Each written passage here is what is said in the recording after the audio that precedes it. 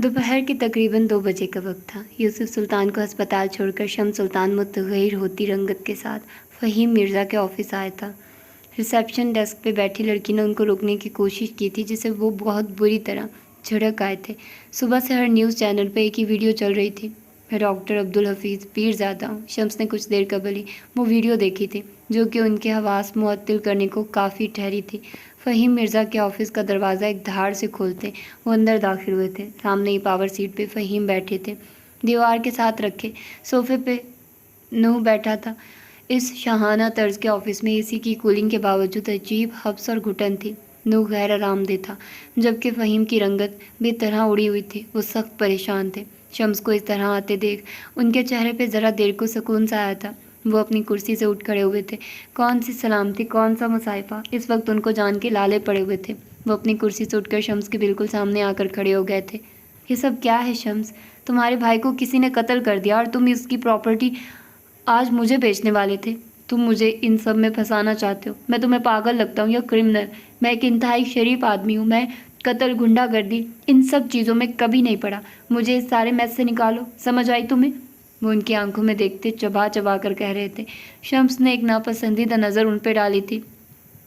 तुम्हें क्या लगता है ये वीडियो मैंने बनाई है?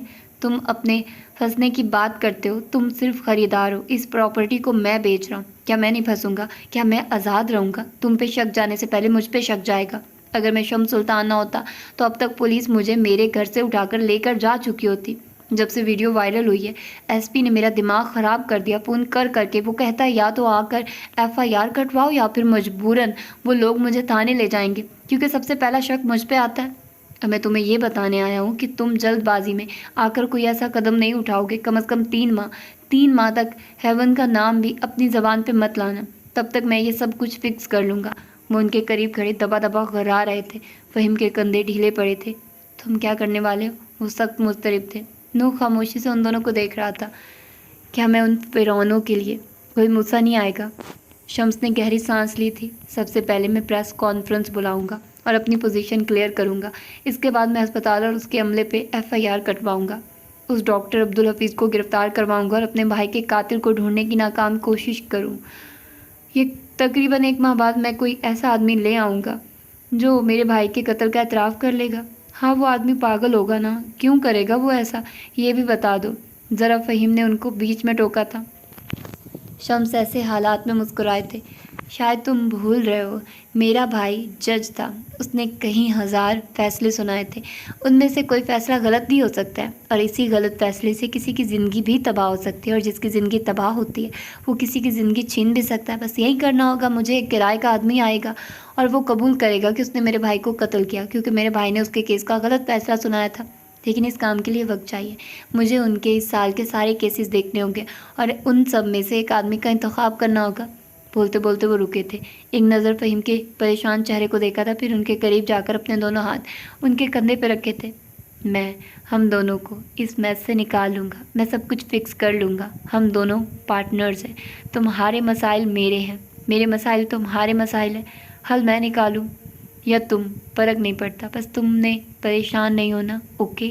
फ़हीम अब भी गैर आरामदेह थे। तुम ऐसा करो, अपनी भतीजी को भी साथ ले जाओ कॉन्फ्रेंस में। इससे तुम्हारी पोजीशन क्लियर होगी। तुम्हारे ताल्लुकात उससे अच्छे तो है ना? आखिर में उन्होंने सवालिया नज़रों से शम्स को देखा था। शम्स की आंखें पुरसोच अंदाज में छोटी हुई थी। मैं उसे साथ ले जाऊंगा, बल्कि मैं ऐसा करता हूँ, उसके अगवा का मुकदमा भी दायर करता हूँ। क्या पता वो सच्ची कह रही हो। वो सोचते हुए कह रहे थे, जबकि उनकी इस बात पे फ़हीम मिर्ज़ा के चेहरे का रंग यकदम बदला था। उन्होंने बेजारी से पहलू बदला था। यानी तुम मुझ पे मुकदमा करोगे? वो एक एक लफ्ज़ पे ज़ोर देकर बोले थे। शम्स ने अचंभे से उनको देखा था, जबकि फ़हीम उसी ठंडे लहजे में कह गए, तुमने कहा हम पार्टनर्स हैं। मेरे मसाइल तुम्हारे मसाइल हैं, लेकिन मैं इस डील में इजाफा कर देता हूँ। अब से मेरे राज तुम्हारे राज हैं, मेरे जुराइम तुम्हारे जुराइम हैं, मेरे गुनाह तुम्हारे गुनाह हैं। तुम्हारी भतीजी को उसकी शादी की रात मेरे भांजे ने अगवा किया था। मैंने और तुम्हारी बीवी ने डील की थी। मुझे बस उसकी शादी की रात उसे घर नहीं पहुँचने देना था और मुझे इसके बदले हेवन मिल जाता। मैंने मान लिया, लेकिन मेरा हाथ बस यहीं तक था। वो एसपी उमर हयात इस समय कब और कैसे शामिल हुआ मैं नहीं जानता। मेरा राज, मेरा गुनाह और मेरा जुर्म तुम्हारी यादाश्त में महफूज रहना चाहिए शम्स, क्योंकि हम दोनों पार्टनर्स हैं। वो शम्स की आंखों में देखते हुए ठंडे लहजे में कह रहे थे। جبکہ شمس سلطان کے کاٹو تو لہو نہیں، بدن میں ان کے جسم کا سارا خون نچڑ گیا تھا، ان کی رنگت متغیر ہو گئی تھی۔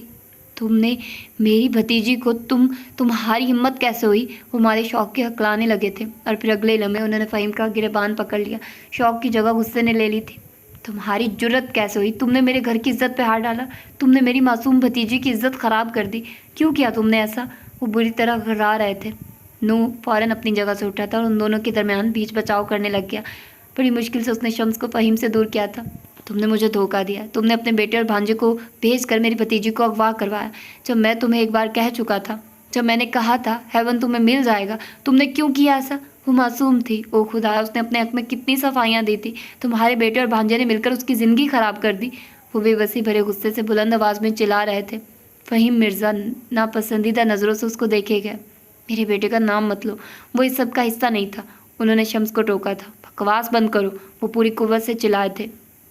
میں نے خود حالے کی شادی کی رات تمہارے بیٹے کو نو کے ساتھ گاڑی میں دیکھا تھا۔ جب میں اپنی بھتیجی کو ڈھونڈ رہا تھا تب تمہارا بیٹا اور بھانجا دونوں ساتھ تھے، وہ دونوں مجھ سے ملے تھے، میری بھتیجی کے مل جانے کے لیے نیک تمنائیں دے رہے تھے۔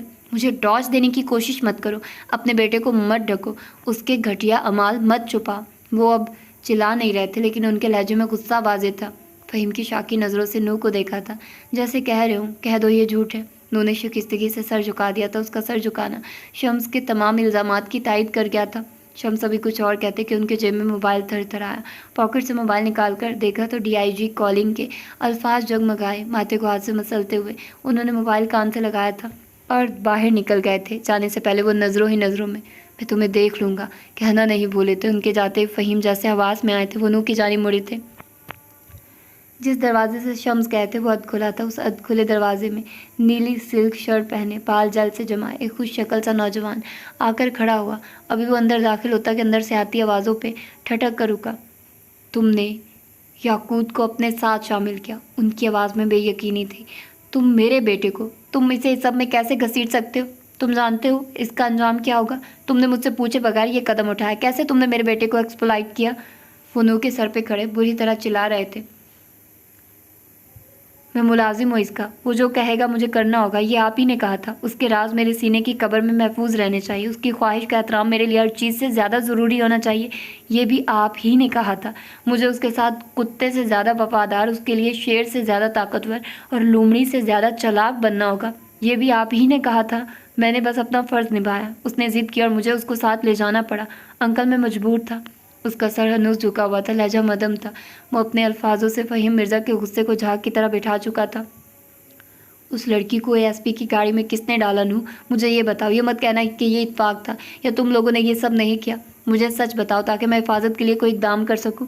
وہ سخت جھنجھلائے ہوئے تھے۔ دروازے کے پار کھڑا یاقوت ذرا سا مسکرایا تھا، اس کی مسکراہٹ بہت دلکش تھی۔ اندر نو کہہ رہا تھا، اس ASP نے یاقوت کی پارٹی پہ ریڈ ڈالا تھا۔ جب ہم پارکنگ میں چھپے بیٹھے تھے تب وہاں عمر حیات کی گاڑی آ گئی۔ یاقوت نے اپنا بدلہ لینے کے لیے اس لڑکی کو ASP کی گاڑی میں ڈال دیا۔ یہ سب اس کی اپنی مرضی تھی، اس نے اپنا دم پہ ہی اپنا بدلہ لیا۔ یاقوت کی اٹھی گردن میں جیسے سریا سا فٹ ہو گیا ہو، اس کا چہرہ جوش سے تمتمانے لگا تھا۔ اب ڈیڈ کریں گے تعریف؟ اور پھر تھپڑ کی آواز سارے آفس میں گونجی تھی۔ فہیم کا بھاری ہاتھ نو کے چہرے پہ چھاپ چھوڑ گیا تھا، اس کی آنکھوں میں کوئی تاثر نہیں بھرا تھا، وہ اسی طرح کھڑا رہا۔ مجھے بے وقوف سمجھ رکھا ہے تم نے؟ ہاں، گدھا ہوں میں، پاگل ہوں؟ گالی کالی تم نے میرے بیٹے کو استعمال کیا، اسے اس ASP کے سامنے لے آئے ہو تم۔ لانا تو تم پہ، جھوٹ بولتے ہو تم۔ تمہیں لگتا ہے میں یاقوت ہوں جو تمہاری باتوں میں آ جاؤں گا؟ ہاں، کس نے ڈالا یہ خیال اس کے ذہن میں؟ کیا میں نہیں جانتا؟ بتاؤ نو، کیوں کیا تم نے ایسا؟ وہ تمہارے بھائیوں جیسا، تم نے اس کو استعمال کیا کیوں؟ دھوکہ دیا، بولو۔ وہ غصے سے پاگل ہونے کو تھے۔ دوسری طرف یاقوت کے کان سائے سائے کر رہے تھے۔ نو اس کو دھوکہ نہیں دے سکتا، اس نے بے اختیار نفی میں سر ہلایا تھا، اپنے دل پہ ہاتھ رکھ کر اس کو تسلی دی تھی، جیسے کہہ رہا ہو دیکھنا اب نو کہہ دے گا یہ سب الزام ہے، وہ میرا بھائی ہے، وہ مجھے استعمال نہیں کر سکتا۔ اب واپس ادھ کھلے دروازے سے اندر چلے چلتے۔ کیا تم اس لڑکی کے عشق میں گرفتار ہو؟ اگر ایسا ہے تو بتاؤ مجھے، اور اگر یہ وجہ نہیں ہے تو مجھے وہ وجہ بتاؤ جس کے بنا پہ تم نے اپنے ہی بھائی کو دھوکہ دے دیا۔ بتانا پسند کرو گے نو مرزا؟ وہ غصے سے سرخ چہرہ لیے بڑے ہی ضبط سے پوچھ رہے تھے۔ نو نے کچھ کہنے کو لب کھولے۔ یاقوت نے اپنے دل پہ ہاتھ کی گرفت مضبوط کر دی۔ فہیم مرزا کی آنکھوں میں سرخیاں بھر گئی۔ میں اس سے محبت نہیں کرتا، میں نرمین کے علاوہ کسی لڑکی سے محبت نہیں کرتا، وہ دھیمے لہجے میں کہہ رہا تھا۔ याकूत सांस रोक के उसको सुने गया। हाँ, मैंने याकूत को इस्तेमाल किया, मैंने उसको धोखा दिया, मैंने उसके दिमाग में अपनी बात डाली। उसने धीरे से सर झुकाकर इकरार किया था। दरवाजे के पार डिज़ाइनर वेयर पहने, ब्रांडेड जूते और महंगी वॉच पहने खड़े लड़के का दिल बुरी तरह टूटा था। उसकी आंखों में जख्मीपन उतरा था। मैं उस लड़की के साथ बुरा नहीं होने दे सकता था, क्योंकि मुझे हर लड़की में नीरू नज़र आती है। नू अब भी बोल रहा था। याकूत उसके साथ जो कुछ करना चाहता था उसे रोकने के लिए मेरे पास कोई और चारा नहीं था। मुझे ये करना पड़ा, लेकिन इससे याकूत को कोई नुकसान नहीं हुआ, बल्कि वो खुश है। उसे लगता है उसने अपने दम पे अपना बदला लिया, और ये कोई इतनी बड़ी बात नहीं है जिस पे परेशान हुआ जाए। मैं उमर को देख लूँगा, वो कुछ नहीं कर सकता। मैंने सारा काम बहुत सोच समझ कर किया। आप प्लीज़ अब इस बात को यहीं दफन कर दें। मैं याकूत को कुछ नहीं होने दूंगा, आप बेफिक्र रहिए। फ़हीम अपनों से कुछ कह रहे थे, लेकिन याकूत नहीं सुन रहा था। वो ज़ख्मी नज़रें, लड़खड़ाते कदमों और टूटे हुए दिल के साथ वहाँ से चला गया। उन सब में सबसे ज़्यादा तकलीफ दे क्या था? ज़ख्मी निगाहें, लड़खड़ाते कदम या फिर टूटा हुआ दिल।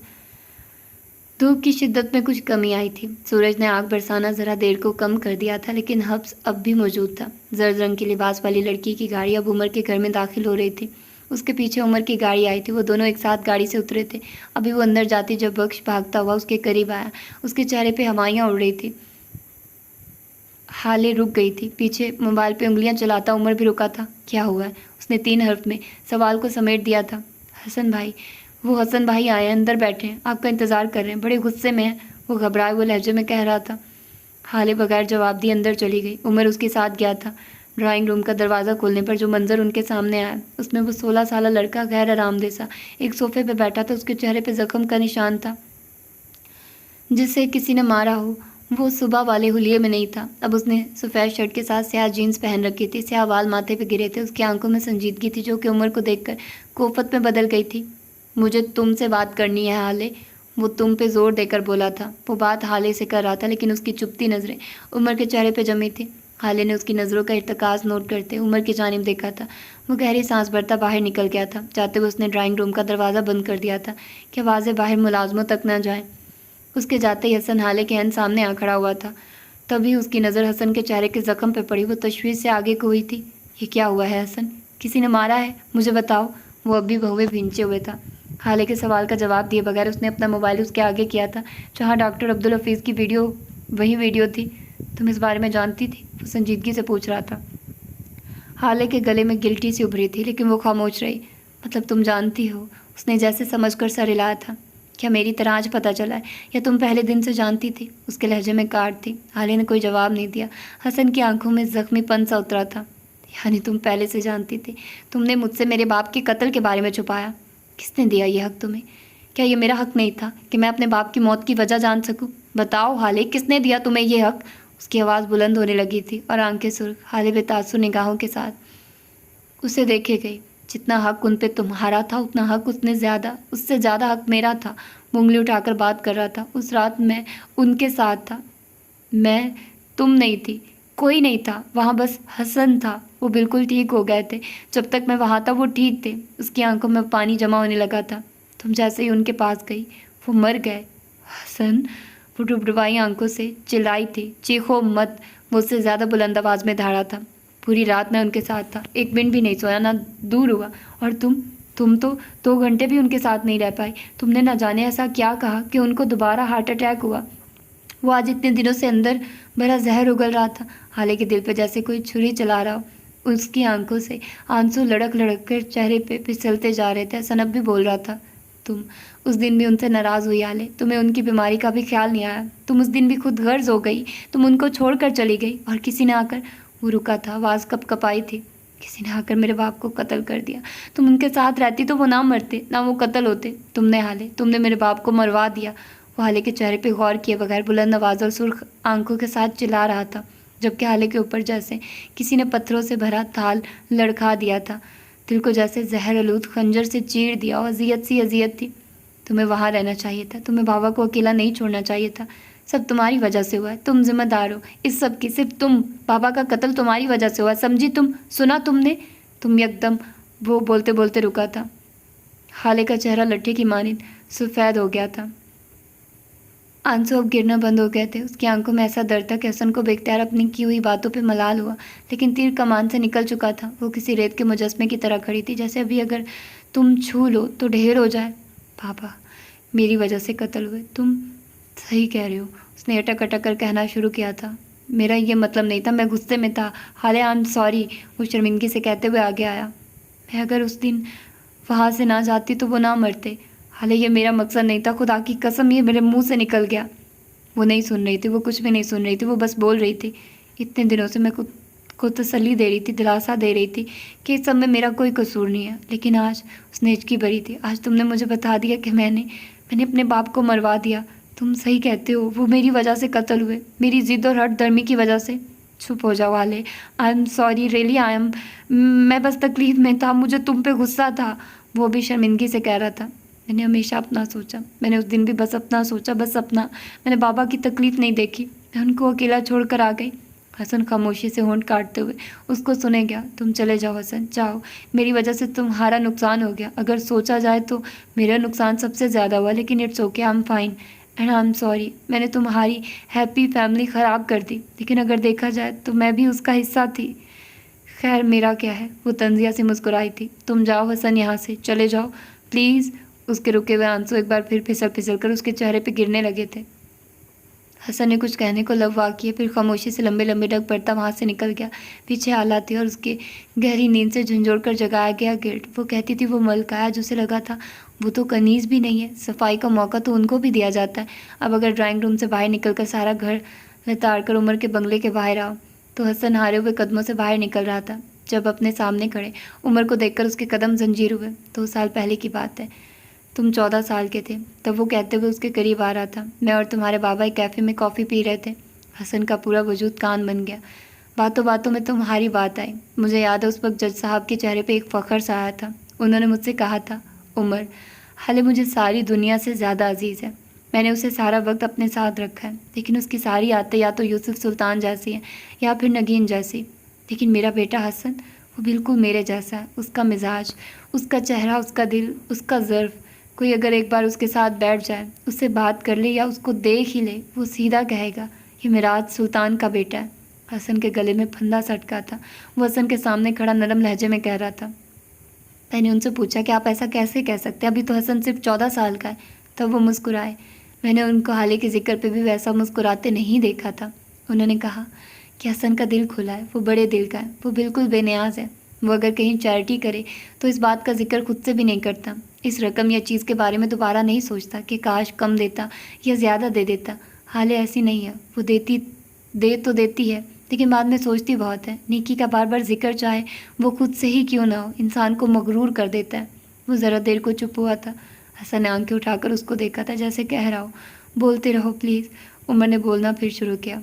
उन्होंने कहा कि मेरा हसन अपनी बहन के लिए दुनिया का सबसे बेहतरीन भाई है। वो उसको इतना तंग करता है कि हाले रोने जैसी हो जाती है, लेकिन जब भी उसके साथ कोई मसला हो, कोई परेशानी हो, वो हाले के साथ होता है। वो खुद जितना मर्जी उससे लड़ ले, लेकिन जब भी फरवा हाले से कुछ भी कहती है, हसन फ़ौरन से पहले दादा जान को बताता है कि फरवा का मुंह वही बंद कर सकते हैं। वो किसी गैर के सामने अपनी बहन से नहीं लड़ता, ना किसी को अपनी को एक लफ्ज़ कहने देता है।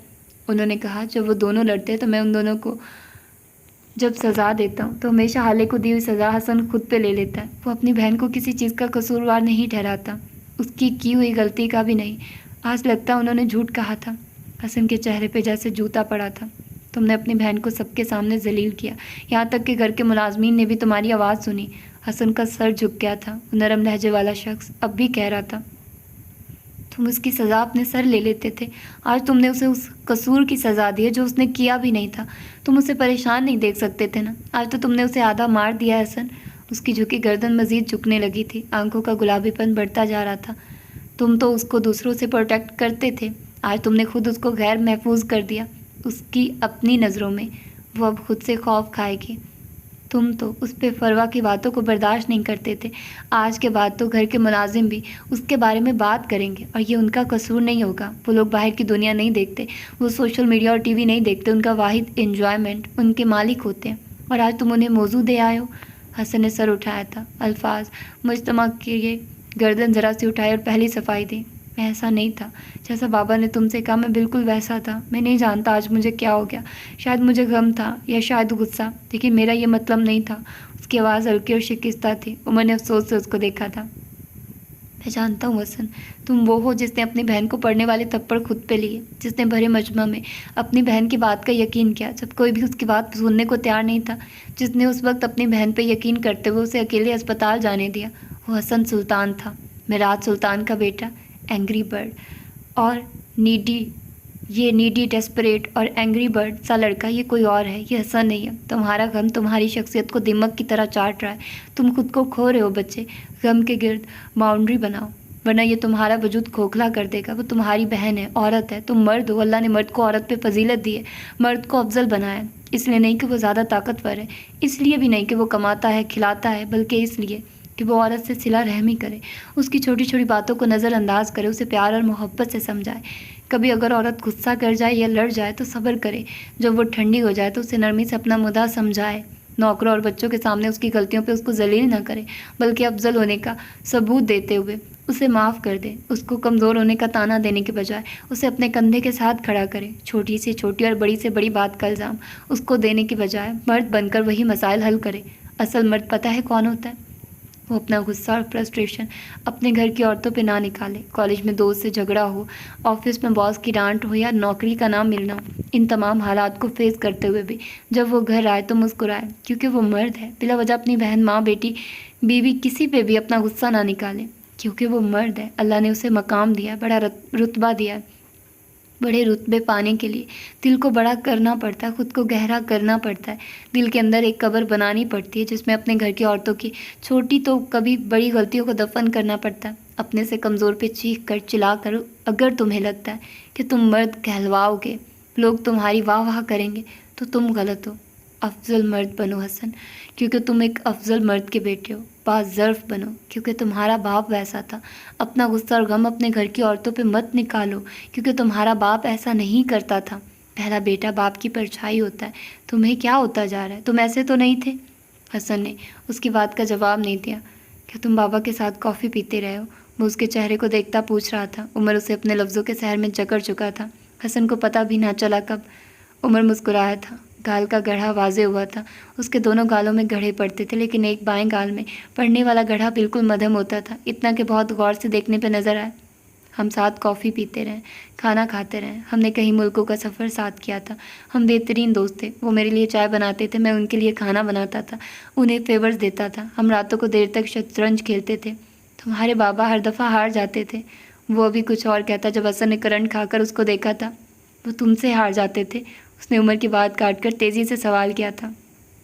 हाँ, वो हमेशा हार जाते थे। उनको इस बात का हमेशा गुस्सा होता था कि वो मुझसे कैसे हार जाते हैं। असल में नहीं, वो तुमसे नहीं हार सकते, तुम झूठ कह रहे हो। उसने पहले से भी ज़्यादा तेज़ी से उसकी बात काट दी थी। मैं तुमसे बात ही क्यों कर रहा हूँ? मुझे तुमसे कोई बात नहीं करनी, वो कहते साथ आगे बढ़ गया था जहाँ ड्राइवर गाड़ी में बैठा उसका इंतज़ार कर रहा था। उसने अभी गाड़ी के दरवाजे पे हाथ रखा ही था जब एक बार फिर उमर ने उसको पीछे से पुकारा, हसन सुल्तान, तुम्हें ऐसा क्यों लगता है कि वो मुझसे हार नहीं सकते? हसन के गले गिल्टी सी उभर कर मासूम हुई थी। थोड़ी देर बाद उसके गले से फंसी हुई सी आवाज़ निकली। ये उनका फेवरेट खेल था। वो घर के हर फर्द के साथ खेलते थे। शम्स चचा, सफ़ीर भाई, दादा जान, हारून भाई, महर आपी, यहाँ तक कि कई बार बख्श के साथ भी वो कभी किसी से नहीं हारे। वो सिर्फ उन लोगों से हारते थे जिनसे उनको बेतहाशा मोहब्बत होती थी, जैसे कि हाले। वो बस हाले से हारते थे। और तुमने ये बात मुझसे तो कह दी है, हाले से मत कहना, वो तुम्हें ज़िंदा नहीं छोड़ेगी। पापा के मामले में बहुत पॉजेसिव है। वो बोलकर बगैर उमर की तरफ देखे गाड़ी में बैठ गया था। पीछे उमर के होंठ मुस्कुराहट में ढले थे। अब तो ये बात उनको बताना मुझ पे फ़र्ज़ ठहरा। वो बुड़बुड़ाता अंदर की जाने पड़ गया था। ये दिन अपने साथ बेइंतहा मसाइल लाया था, लेकिन डॉक्टर अब्दुल हफीज़ पीरज़ादा के लिए इससे ज़्यादा मनहूस दिन कोई नहीं था। उनको अपने घर के बाहर पुलिस मोबाइल में बिठाया जा रहा था। उनका चेहरा सफ़ेद था, जैसे किसी गुनाहगार मुर्दे का चेहरा हो। आंखों में खालीपन, जिल्लत, नाकामी, न जाने क्या क्या एक साथ दराया था। बुरहान उनकी कमीज़ से लिपटा बुरी तरह रो रहा था। शम्स ने एक हाथ से बुरहान की उंगली थाम रखी थी। उस पास रिपोर्टर्स का जुमे गफ़ीर लगा था। धड़ाधड़ तस्वीर उतारी जा रही थी। कुछ पुलिस वालों ने बड़ी मुश्किल से उनको डॉक्टर अब्दुल हफीज़ के करीब आने से रोक रखा था। डॉक्टर अब्दुल हफीज़ को पुलिस मोबाइल में बिठाया गया था। जब शम्स बुरहान की उंगली छोड़कर मोबाइल में बैठे अब्दुल हफीज़ के कान के करीब झुके, मैं तुम्हें यहाँ से निकाल लूँगा, यकीन करो मेरा, बस तुम अपनी ज़बान मत खोलना, वरना तुम जानते हो तुम्हारी ज़बान मेरा कुछ नहीं बिगाड़ सकती, लेकिन तुम्हारा बेटा میں اس کا بہت کچھ بگاڑ سکتا ہوں. اس کے علاوہ میں تمہاری پاک بیوی کی قبر بھی جانتا ہوں. تم جانتے ہو نا آج کل قبر میں لیٹی عورتوں کو نکال کر ان کے ساتھ کیا ہو رہا ہے. یقیناً تم اپنی پاک سید بیوی کی لاش کی بے حرمتی نہیں ہونے دو گے، ہے نا؟ وہ کرخت چہرے کے ساتھ ان کے کانوں میں جیسے قطرہ قطرہ تیزاب انڈیل رہے تھے. عبدالحفیظ پیرزادہ کی آنکھوں میں یکدم تکلیف ابھری تھی، چہرے پہ ملال کا سایہ سا لہرایا تھا. انہوں نے شمس کے چہرے کو دیکھتے ہوئے بدقت کہنا شروع کیا تھا. میں 21 سال کا تھا جب میں نے اپنا گاؤں چھوڑا. میں اپنے باپ کا اکلوتا بیٹا تھا. انہوں نے 4 شادیاں کی لیکن نرینہ اولاد صرف میری ماں سے ہوئی، وہ بھی ایک واحد اولاد. شمس کے چہرے کے تاثرات بگڑے تھے. وہ برہمی سے ان کو جھڑکنے لگے. جب عبدالحفیظ نے ان کا ہاتھ تھام لیا، میں اپنے خاندان کا واحد وارث تھا. گدی میری تھی لیکن میں نے گاؤں چھوڑنے کا فیصلہ کر لیا. گدی یتیم ہونے لگی. میرا باپ پیرزادہ تھا. انہوں نے رو کر مجھ سے التجا کی کہ میں نہ جاؤں، میں گدی یتیم نہ کروں، میں اپنے مریدوں کو بے آسرا نہ کروں. میری اماں سائی نے اپنا دوپٹہ میرے قدموں میں رکھ دیا. میں نے اس دوپٹے کی لاج نہیں رکھی. میری بہنوں نے بین کیے، میں نے کان بند کر لیے. میں نے اپنی منکوہا سے اپنے ساتھ چلنے کو کہا، اس نے منع کر دیا. میں نے وہیں کھڑے کھڑے اس کو طلاق دے دی. پیروں کے خاندان میں پہلی طلاق تھی. میرا باپ جلال میں آ گیا. انہوں نے مجھے بد دعا دی، دونوں ہاتھ اٹھا کر بد دعا دی. انہوں نے کہا میں جہاں جا رہا ہوں وہاں خدا مجھے ایسی ذلت دے کہ میں سر نہ اٹھانے پاؤں. خدا مجھے ایسا غرق کرے کہ میری نسلیں مجھے روئیں. خدا مجھے وہاں مارے جہاں پانی بھی نہ ملے. میں جس گدی کو چھوڑ رہا ہوں خدا مجھ سے اس کی ناقدری کا حساب لے. میں اپنے گاؤں کا پہلا مرد تھا جو شہر آتے ہوئے وہاں سے بد دعائیں ساتھ لایا. کئی سال گزر گئے. میں یہاں آ گیا. گدی پہ میرے چچا کا بیٹا بیٹھا. اس کی ماں غیر ذات کی تھی. میرا باپ یہ غم برداشت نہ کر سکا کہ اس کی گدی پہ کوئی ملے ہوئے خون کا آدمی بیٹھے. وہ مر گیا. مرنے سے پہلے لوگوں نے اس سے کہا وہ اپنی بد دعا واپس لے لیں. شاید ان کا اپنا دل بھی پسیجا تھا تب بھی انہوں نے بد دعا واپس لے لی. لیکن انہوں نے کہا حفیظ سے کہنا کبھی بھی اللہ کے کسی بہت قریبی بندے کا دل نہ دکھائے. ساری دنیا کے فراڈ کر لے لیکن اپنی وجہ سے کسی مریض کو مرنے مت دے. اپنے کام کے ساتھ بے وفائی نہ کرے، بددیانتی نہ کرے، کیونکہ اگر کر دی تو اگلے دن کا پانی بھی نصیب نہیں ہوگا اس کو. حفیظ سے کہنا کسائی نہ بنے. میں نے ان کی بات سنی کی کبھی غور ہی نہیں کیا. مجھے لگا جس پیرزادے کی بد دعا نہ لگی اس کی نصیحت کیا ماننی. میں نے دل کھول کر فراڈ کیے، لوگوں کے عذاب بھیجے، ان کی جانیں لی. میں کسائی بن گیا. مجھے کچھ نہیں ہوا، دیکھو بالکل سلامت رہا میں. لیکن جس دن میں نے میراث سلطان کو مرنے دیا، میرا باپ میرے خواب میں آیا. اس نے کہا میں نے تجھے بولا تھا کسائی نہیں بنے، تو نے نہیں سنی، اب تو عذاب دیکھ. وہ خاموش ہوئے تھے. شمس سخت چہرے کے ساتھ ان کو دیکھ رہے تھے. ان کے چہرے پہ واضح اکتاہٹ تھی، جیسے وہ اس کی بات ختم ہونے کا انتظار کر رہے ہوں. تم کہتے ہو تم مجھے نکال لو گے؟ وہ طنزیہ سے ہنسے تھے. میں ایک بوڑھے پیرزادے کی بد دعائیں لے کر آیا ہوں.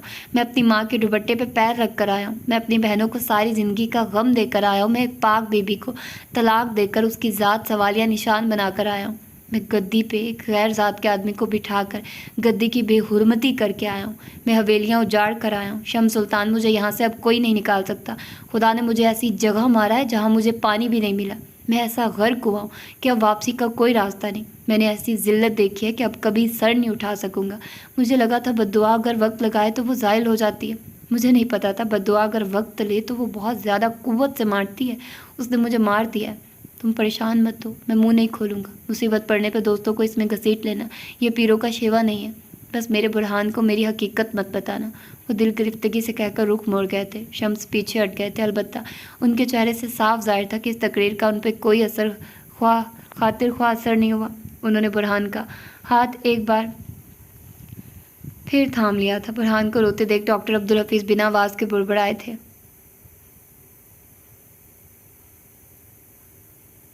I lost you. میں نے تمہیں کھو دیا. I lost you.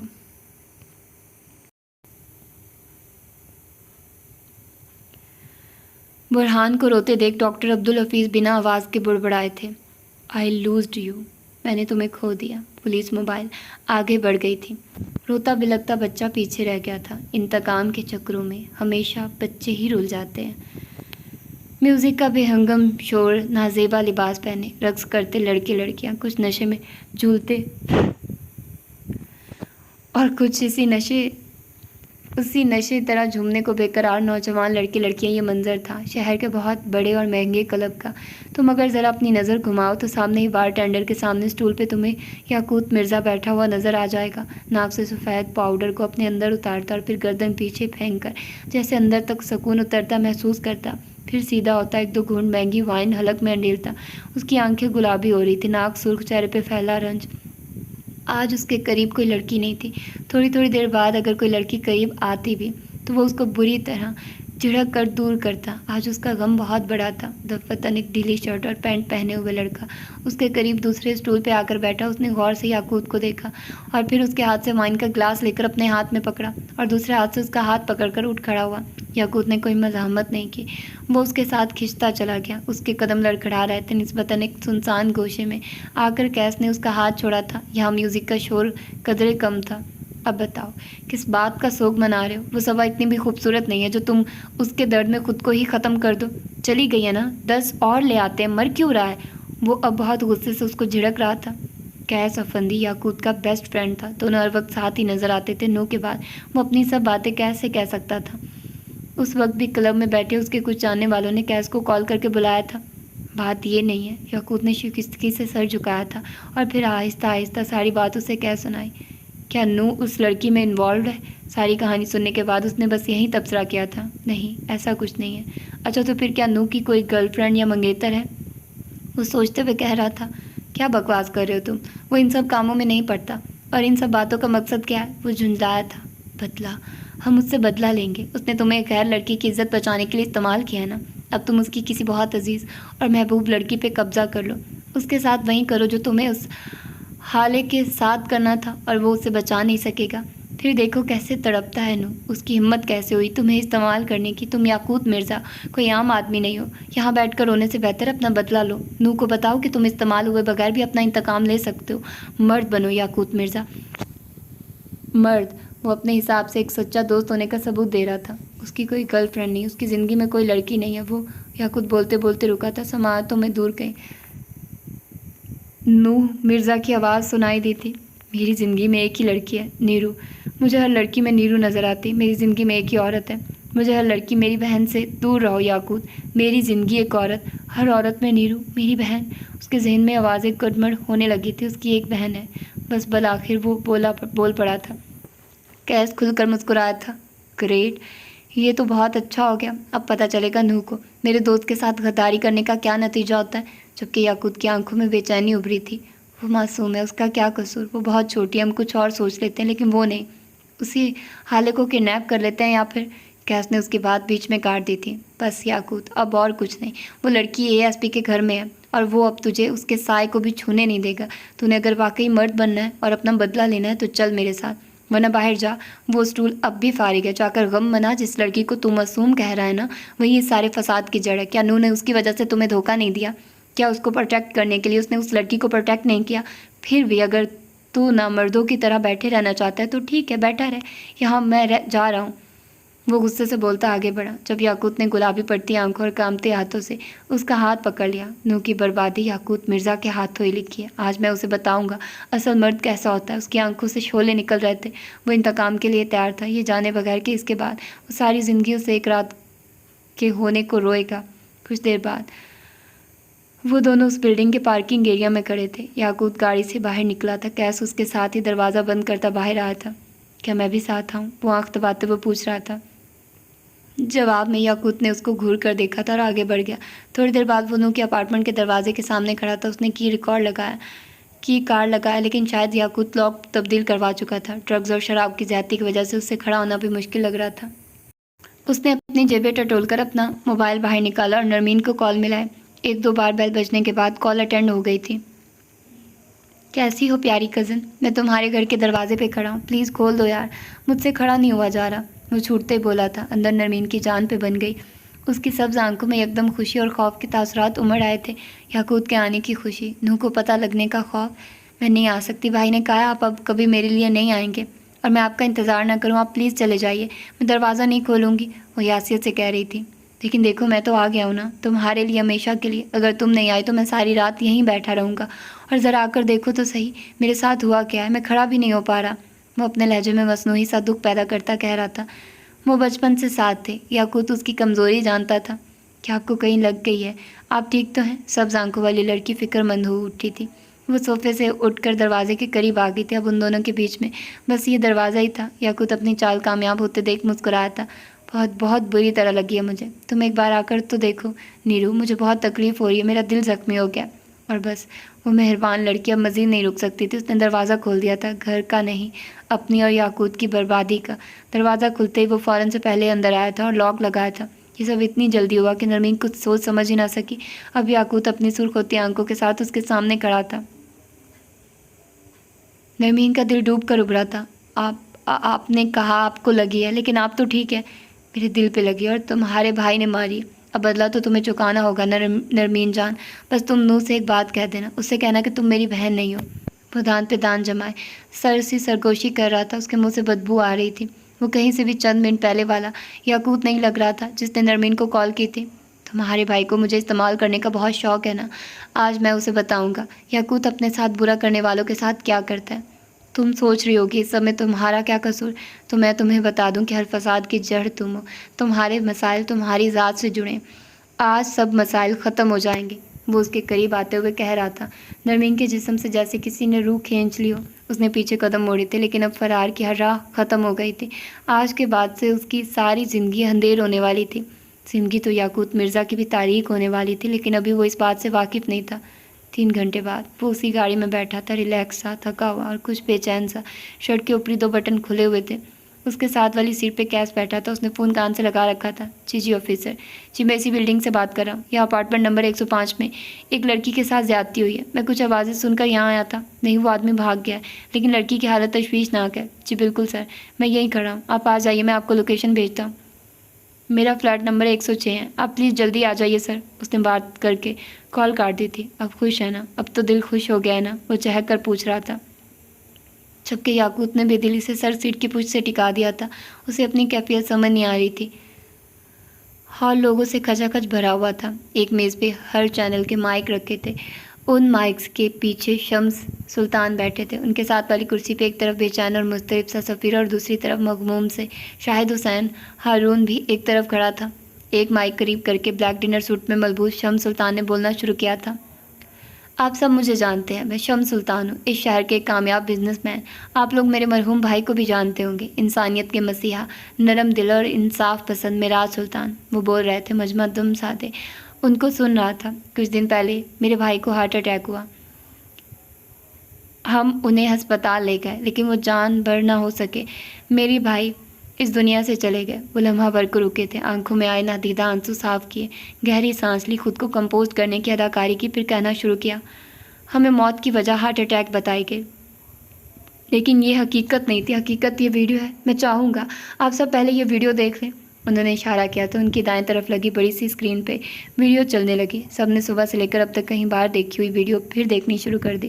कुछ लोगों की नज़रों में बेजारी उभरी, कुछ ने बड़े गौर से एक बार फिर सारे अल्फाज पे गौर करना चाहा, कुछ की नज़रों में गुस्सा था, कुछ दुख में थे।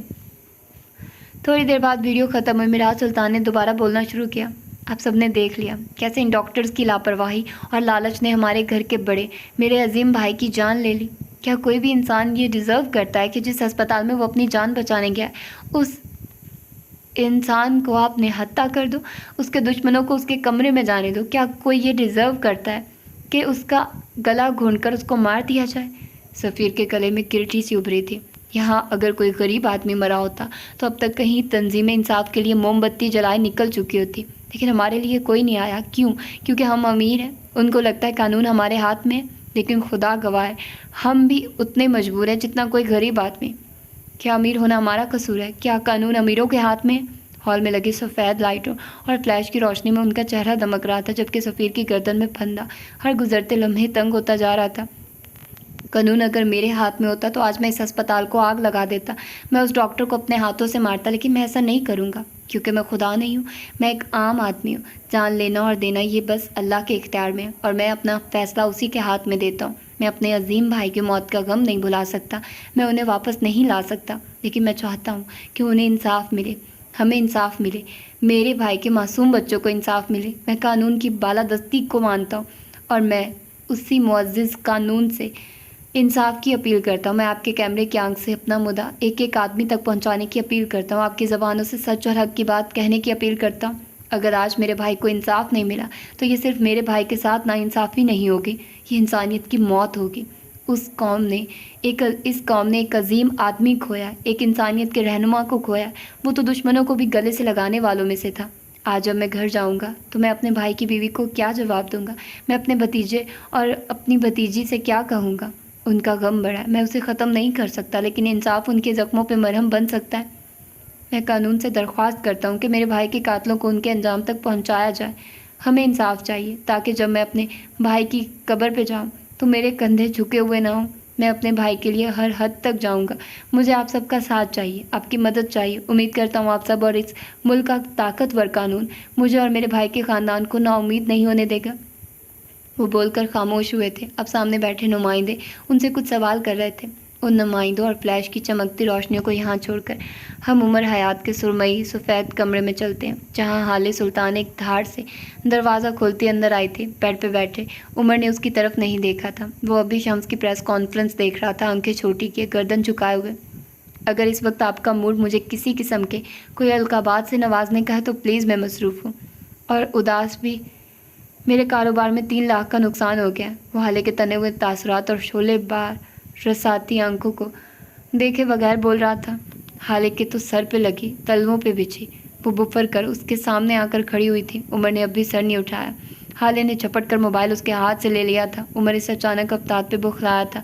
اس کی آنکھوں میں خوف سا پھیلا تھا۔ نہیں نہیں نہیں نہیں نہیں، توڑنا مت، توڑنا مت، توڑنا مت۔ وہ بوکھلا سا گیا تھا اور اگلے ہی لمحے حالے نے اس کا موبائل دیوار پہ دے مارا تھا۔ اسپیکر سے ابھرتی شمس کی مکروہ آواز اب بند ہو گئی تھی۔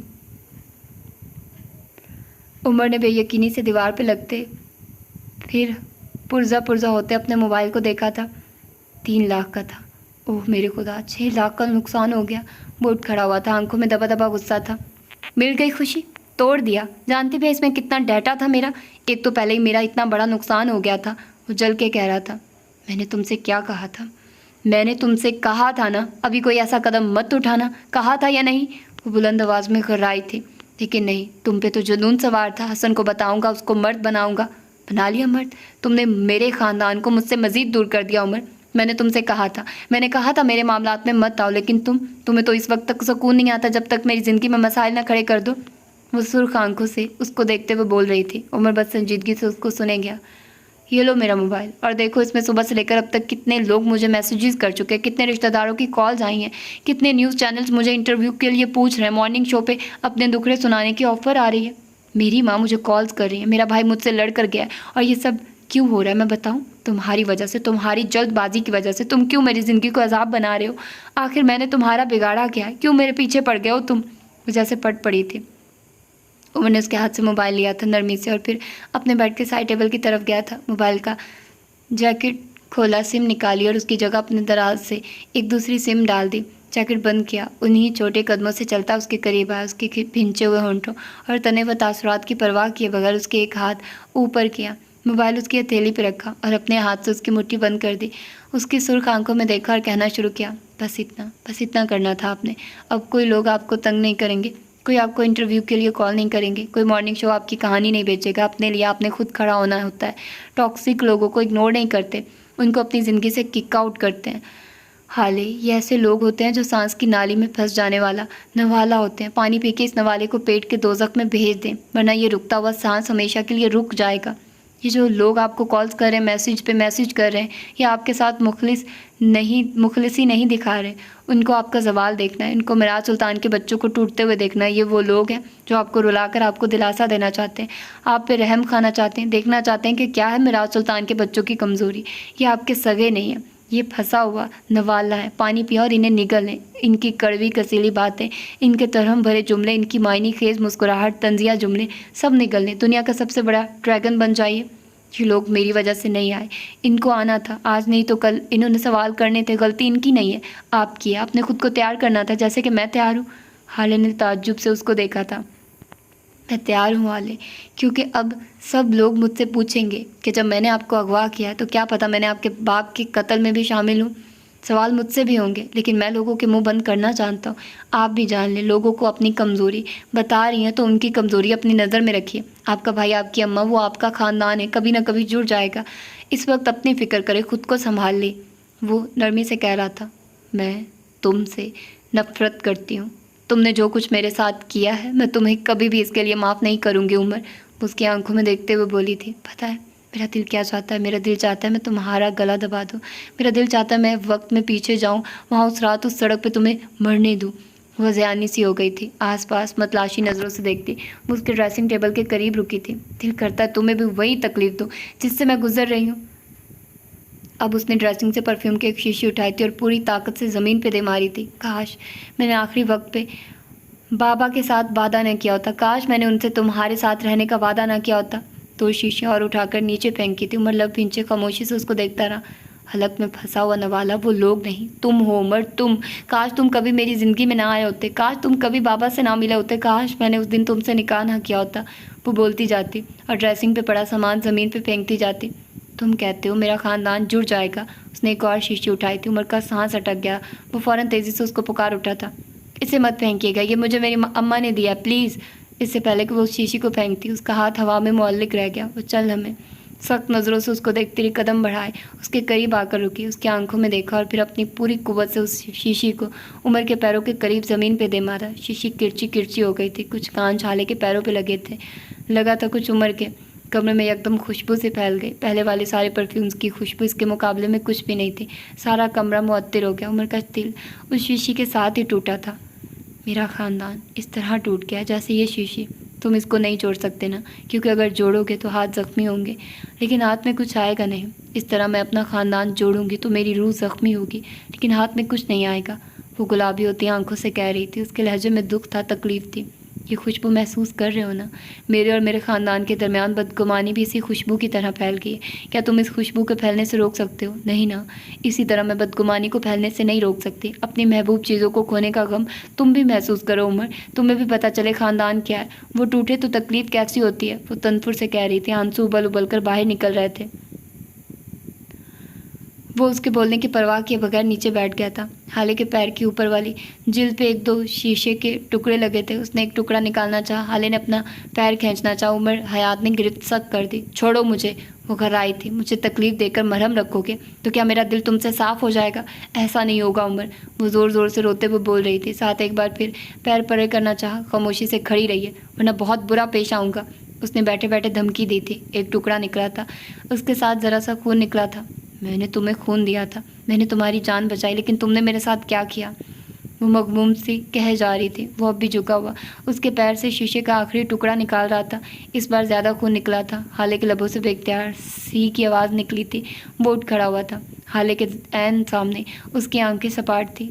میری اماں اور میرے درمیان بہت فاصلے ہیں، وہ ٹھہر ٹھہر کر لفظ جوڑ جوڑ کر بول رہا تھا، ایسے فاصلے جنہیں ہم چاہ کر بھی ختم نہیں کر سکتے۔ ہم دونوں کو جوڑنے کے لیے ایک آدمی تھا اور چند چیزیں۔ وہ رکا تھا، پھر بولنا شروع کیا۔ آدمی مر گیا، میں نے اس کو مارنے والوں کے ساتھ کیا کیا آپ آج دیکھ چکی ہوں گی۔ میں چیزیں توڑنے والوں کے ساتھ کیا کروں گا یہ مجھے بتانے کی ضرورت نہیں ہے، آپ کی اس حرکت نے میرا دماغ پوری طرح گھما دیا۔ اس سے پہلے کہ میں آپ کو کوئی سخت لفظ کہوں، یہاں سے چلی جائیے، وہ چبا چبا کر سرگوشی میں کہہ رہی تھی۔ حالوں کو پہلی دفعہ اس سے خوف محسوس ہوا، لیکن بظاہر گردن کڑھائی رکھی۔ میں ڈرتی نہیں ہوں تم سے، دھمکیاں ان کو دینا جن کو تم سے خوف آتا، لٹ مار انداز میں بولی تھی۔ عمر نے سمجھنے والے انداز میں سر ہلایا تھا۔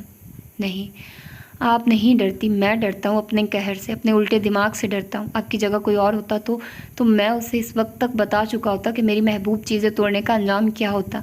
اصل میں مسئلہ ہی یہی ہے، میں آپ کو کچھ کہہ نہیں سکتا، اس لیے بہتر ہوگا اس وقت یہاں سے جائیے۔ اور ہاں، بات اگر خون دینے کی ہے تو کبھی کسی زمانے کسی وقت میں نے بھی آپ کو خون دیا ہے، کب کہاں کیوں یہ پتہ لگا لیں۔ اس نے حالے کا ہاتھ پکڑا تھا، اس کے لمس میں سختی نہیں تھی، آگے جا کر اس کو دروازے کے باہر کیا۔ اب کم از کم صبح تک میرے سامنے مت آئیے گا، میرے دماغ گھوما ہوا ہے، کہہ کر دروازہ اس کے منہ پہ بند کر دیا۔ حالے پیر پٹک کر رہ گئی تھی، اس کے کان تک سرخ ہو گئے تھے، دور کہیں اس کا دل اسے ملامت کر رہا تھا جس کو اس نے تھپک کر سلا دیا تھا۔ اندر عمر اسی کانچ لگے پیر کے ساتھ نیچے بیٹھا شیشے کے ٹکڑے اٹھانے لگا۔ اس کے بعد موبائل کے پرزے جوڑنے تھے۔ اگر اس لڑکی کا چہرہ میری ماں سے نہ ملتا ہوتا تو دیکھ لیتا میں اسے، وہ بڑبڑا کر اپنے کام میں مصروف ہو گیا تھا۔ تو یہ تھی اس کی آج کی ایپیسوڈ، ملتے ہیں اس کی اگلی ایپیسوڈ میں، اپنا ڈھیر سارا خیال رکھیے گا، اللہ حافظ۔